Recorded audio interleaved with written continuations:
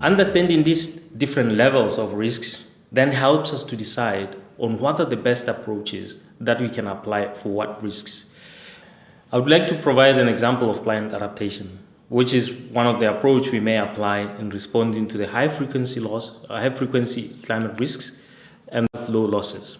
I take an example of Tuvalu, where they were having decline in fresh water, both for domestic use as well for agriculture purposes. And this was a result of the rising sea level, which was just meaning that there were more saltwater intrusion and they couldn't have fresh water for their use.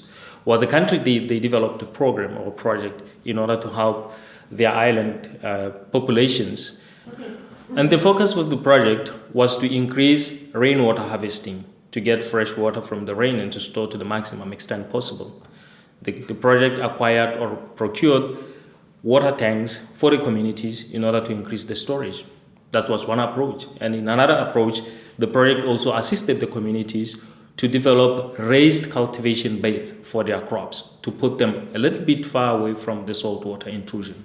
These two measures have been seen to work in the country, and the country is exploring how to expand this to respond better to the effects of the saltwater intrusion that they are facing as a problem.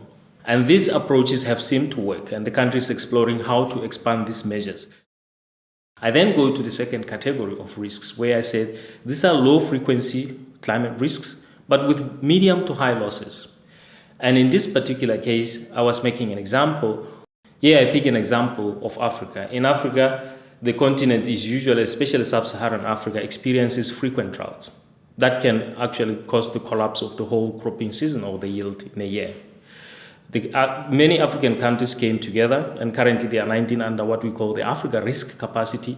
It's an insurance pooling mechanism where countries pay premiums into the insurance pooling mechanism. And in case one country experiences either deficiency in the rain or collapse in the rains not to come, then they are able to draw premiums or draw premiums from the facility to be able to rehabilitate their farmers and so on and so forth.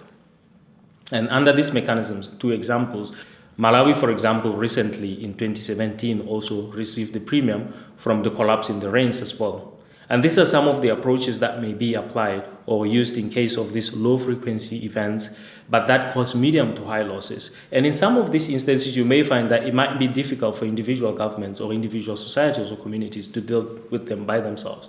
And hence, that's why they borrow things like insurance mechanisms.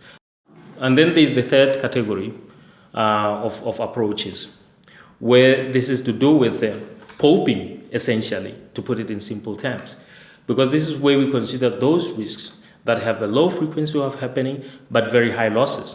But at the same time, because of their low frequency of happening, it is oftentimes difficult to invest any measures on how you can protect that.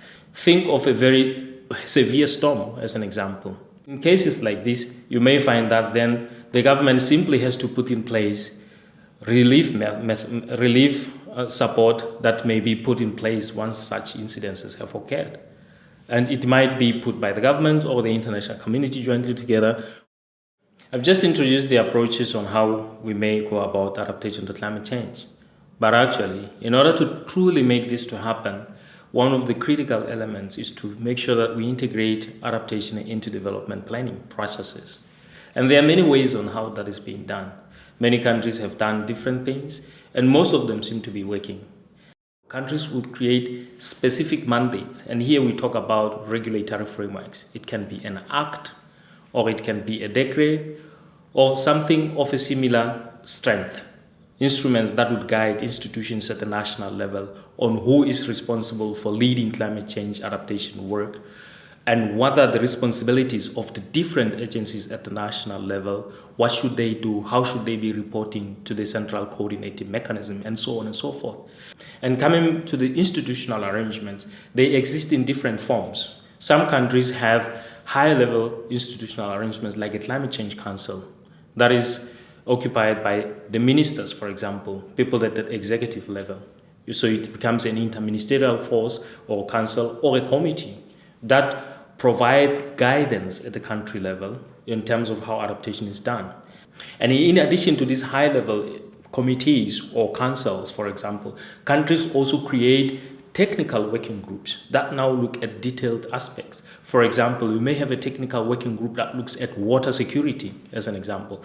And that technical working group will bring in all stakeholders at the national level that are having anything to do with water, from the water supply, from the water treatment, water distribution. Countries will also create or establish specific technical working groups that focus on some of these things.